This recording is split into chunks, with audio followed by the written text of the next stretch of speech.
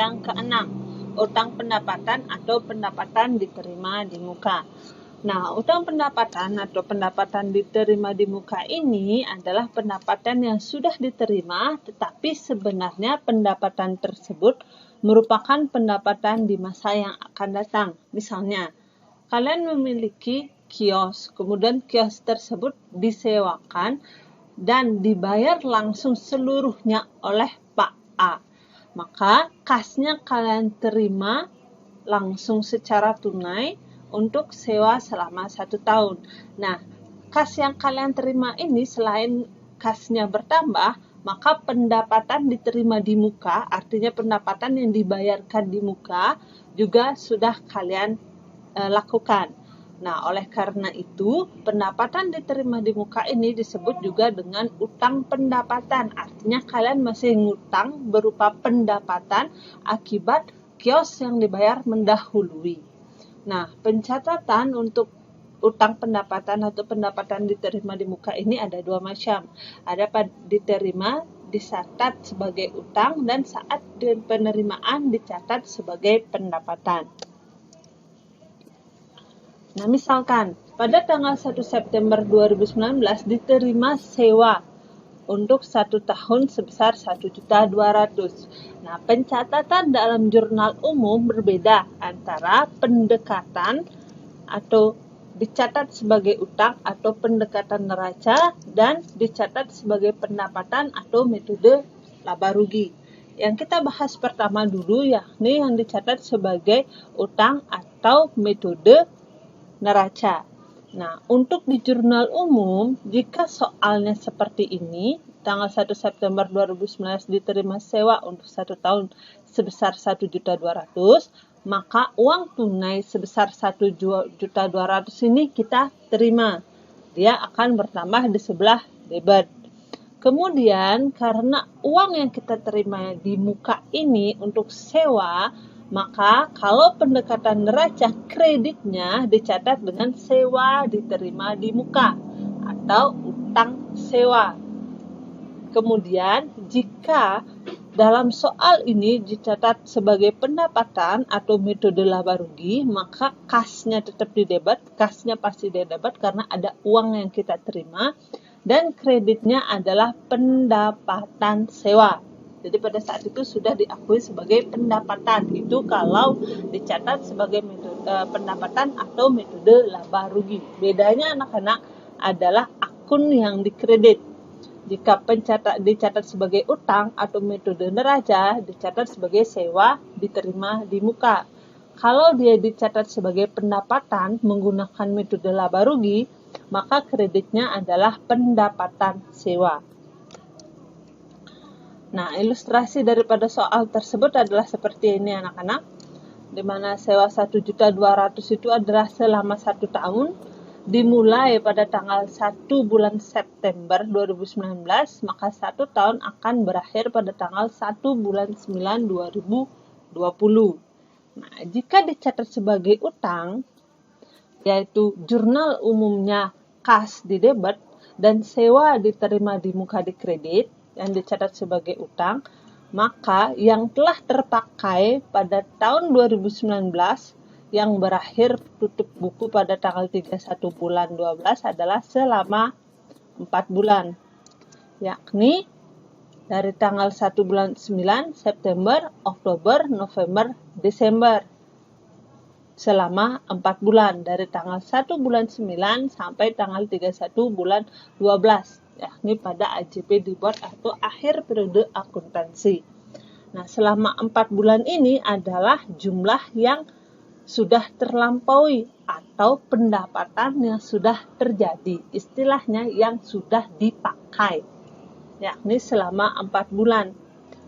Jadi nominalnya adalah 4/12, 4 bulan adalah jumlah yang sudah terpakai, dibagi 12 ini karena dia selama 1 tahun dikali 1.200.000 sehingga didapat nominalnya sebesar 400.000 yang sudah menjadi pendapatan atau yang sudah terpakai. Nah, saat dia dicatat sebagai pendapatan atau metode laba rugi, maka dimulai dari 1 bulan 1 2020 sampai 1 bulan 9 2020, yakni selama 8 bulan. Nah, jumlah ini adalah yang belum terlampaui atau yang kita masih memiliki utang pendapatan kepada pelanggan atau konsumen, yakni 8 bulan dikali 1.200.000 dibagi 12 sebesar 800.000. Sehingga jurnalnya beda juga karena beda perhitungan. Yang Ibu berikan sekarang contohnya adalah jurnal jika dia dicatat sebagai utang atau metode neraca. Jumlahnya disesuaikan adalah jumlah yang sudah terlampaui atau sebesar terpakai. Ingat, jurnal umumnya waktu menerima uang tanggal 1 bulan 9 adalah kasnya di debit, kreditnya sewa diterima di muka, sama-sama sebesar 1.200.000. Nah, kita hitung sekarang yang sudah terpakai. Ingat perhitungan yang tadi, 1 bulan 9 berakhir AJP-nya tanggal 31 bulan 12. Sehingga yang sudah terpakai dari 1 bulan 9 sampai tanggal 31 bulan 12 adalah sebesar 4 bulan. 4 per 12, 12 ini 1 tahun, dikali 1.200.000, sehingga jumlah yang sudah terpakai adalah sebesar 400.000. Nah, untuk yang di debit adalah akun sewa diterima di muka. Nah, ingat, pada saat dia jurnal umum di sebelah kredit, apapun yang di sebelah kredit, maka pada saat jurnal penyesuaian dia akan menjadi sebelah debit. Untuk kasus ini, maka dalam kasus ini yang dicatat sebagai utang, kreditnya adalah sewa diterima di muka. Maka pada saat jurnal penyesuaian, dia akan menjadi debit sewa diterima di muka. Kreditnya apa? Kreditnya akan dia muncul pendapatan sewa. Karena 4 bulan sudah menjadi pendapatan di perusahaan.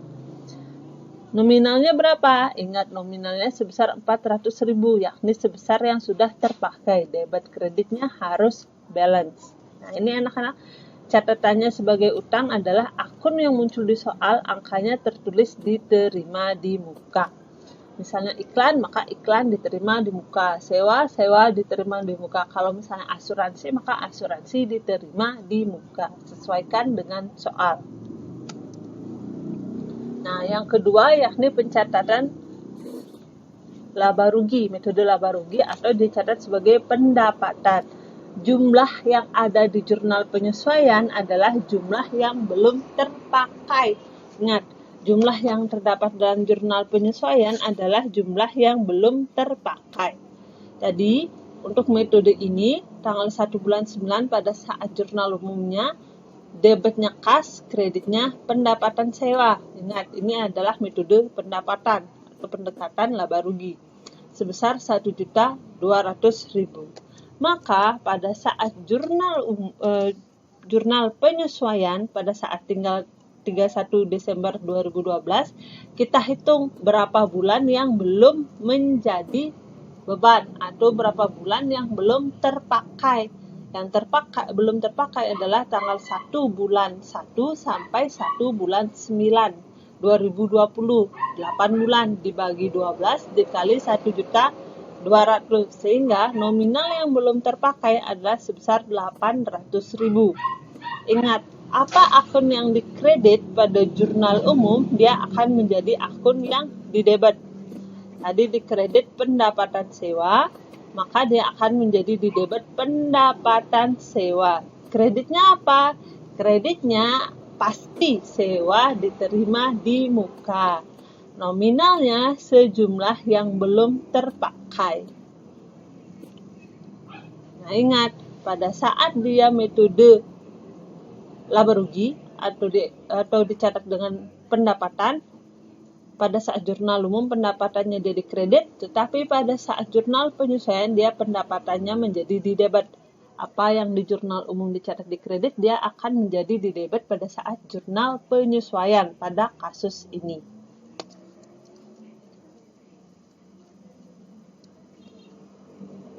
Nah, ini anak-anak yang Ibu bilang tadi, bahwa pada saat dicatat sebagai pendapatan 8 bulan, dia akan dicatat di AJP selama yang belum terlampaui atau yang belum terpakai jika dicatat dengan metode pendapatan. Tetapi beda halnya jika dicatat dengan metode hutang, maka yang kalian cari adalah yang sudah terpakai atau sudah terlampaui. Nah, Ibu lanjutkan ke pembahasan terakhir mengenai ayat jurnal penyesuaian. Yang terakhir adalah beban dibayar di muka atau persekot beban. Nah, beban dibayar di muka ini adalah beban yang sudah dibayar, tetapi beban tersebut untuk di masa yang akan datang. Contohnya, asuransi yang kita bayar tunai hari ini untuk 5 tahun ke depan. Maka kita bayar beban asuransi di muka untuk 5 tahun ke depan atau masa manfaatnya sampai 5 tahun ke depan. Sama seperti pendapatan, maka pada saat beban ini juga dua cara pencatatan, yakni yang dicatat sebagai harta dan dicatat sebagai beban. Contohnya, pada tanggal 1 Oktober 2019, perusahaan membayar premi. Ingat, premi itu yang dibayar di muka. Asuransi untuk 1 tahun sebesar Rp2.400.000. Nah, pada tanggal 1 bulan 10, jika dia menggunakan pendekatan harta atau metode neraca, debitnya adalah asuransi dibayar di muka. Pasti di debit dia dibayar di muka untuk pendekatan harta. Kreditnya pasti dia kas karena kita mengeluarkan uang untuk membayar beban tersebut. Ingat, kalau dia metode harta atau metode neraca, debitnya pasti yang dibayar di muka. Nah, kalau misalnya dalam soal ini adalah asuransi, maka di sinilah asuransi dibayar di muka. Tapi misalnya ada iklan, maka diganti menjadi iklan dibayar di muka, tergantung soal. Nah, kemudian ini pendekatan harta atau metode neraca. Nah, yang kedua ini adalah metode laba rugi atau dicatat sebagai beban. Debitnya adalah beban. Ingat, asuransinya ini bisa diganti tergantung soal. Misalnya iklan berarti beban iklan, atau sewa maka beban sewa. Kreditnya pasti dia kas karena uang kita berkurang untuk membayar beban tersebut. Nah, Ibu berikan ilustrasi dari soal tersebut, pencatatan baik dengan pendekatan harta maupun dengan pendekatan beban. Nah, pada soal tersebut dinyatakan bahwa tanggal 1 bulan 10 kita membayar sewa selama 1 tahun sebesar Rp2.400.000. Ini adalah tenggat awal kita membayar tanggal 1 bulan 10. Tutup buku kita yang di AJP kita adalah 31 bulan 12 2019. Sedangkan jika dibayarkan 1 tahun, maka dia akan berakhir pada tanggal 1 bulan 10 2020. Jika dicatat sebagai harta, yang kita cari untuk nominal di jurnal penyesuaian adalah sebesar yang sudah terpakai atau terlampaui atau yang sudah menjadi beban. Ingat, kalau dicatat sebagai harta, yang kita cari pada AJP adalah yang sudah terlampaui atau yang sudah terpakai dan menjadi beban. Kita hitung dari tanggal 1 bulan 10 sampai 31 bulan 12. Maka yang sudah terpakai adalah sebesar 3 bulan. Oktober, November, dan Desember. Itu kalau dicatat sebagai harta. Sedangkan kalau dicatat sebagai beban, yang kita cari adalah yang belum terlampaui atau yang belum menjadi beban pada saat jurnal penyesuaian. Yang belum menjadi beban di sini adalah tanggal 1 bulan 1 2020 sampai tanggal 1 bulan 10 2020. Dari Januari sampai Oktober, maka kita dapatkan 9 bulan. Ingat, tidak 10 bulan. Kenapa? Karena ini adalah tanggal 1. Kita hitung Januari, Februari, Maret, April, Mei, Juni, Juli, Agustus, September. Tanggal 1 ini awal bulan, maka dia dihitung 9 bulan. Nah, jumlah yang belum terlampaui atau belum menjadi beban adalah 9 per 12 dikali 2.400.000. Nominal yang belum menjadi beban adalah sebesar 1.800.000. Nah, sehingga berikut ini adalah pencatatan jika dicatat sebagai harta. Nah, untuk mencari nominal pada jurnal penyesuaian adalah yang sudah terpakai atau sudah dilampaui. Jurnal umumnya tanggal 1 bulan 10, ini 2019 ya anak-anak, 2019.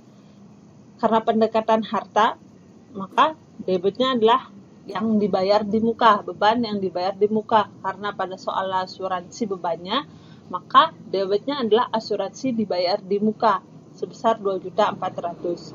Sedangkan kreditnya karena kita membayar, uang kita berkurang, maka kas dicatat sebelah kredit sebesar 2.400.000. Nah, perhitungan untuk jurnal penyesuaian adalah pada saat transaksi tersebut awal terjadi tanggal 1 bulan 10, sedangkan tutup bukunya adalah 31 bulan 12. Dari 1 bulan 10 ke 31 bulan 12, 2019, dia adalah 3 bulan yang sudah terpakai. Maka 3 dibagi 12, inilah 1 tahun, 12 bulan, dikali 2.400.000.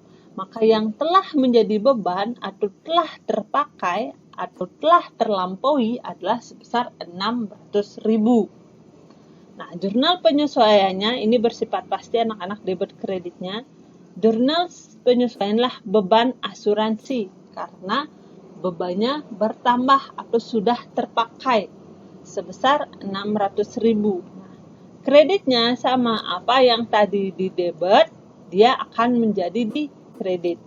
Tadi di debit adalah asuransi dibayar di muka, maka dia sekarang di jurnal penyesuaian akan menjadi di kredit, asuransi dibayar di muka. Nominalnya sama adalah sebesar 600.000, sebesar yang sudah terpakai atau sebesar yang sudah terlampaui. Nah, anak-anak ya, kalau dicatat sebagai harta, maka di sini di debitnya pada saat jurnal umum adalah asuransi dibayar di muka.